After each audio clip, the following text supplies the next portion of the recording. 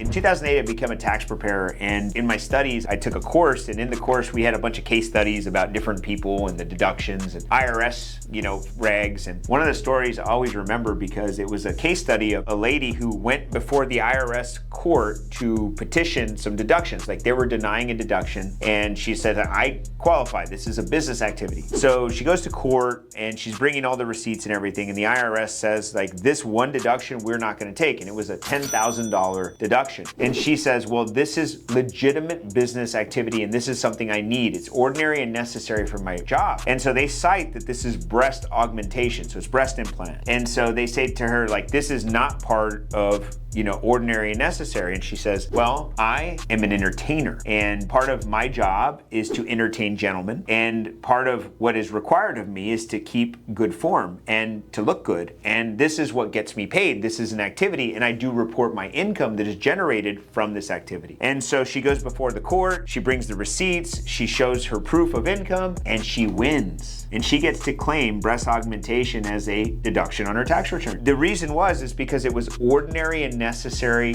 in the gain of income for a business. So she won. And so maybe from time to time we think that nothing could be tax deductible, but in this case, something that most people would never think of being a tax deduction could be deemed a deduction if it is for your business.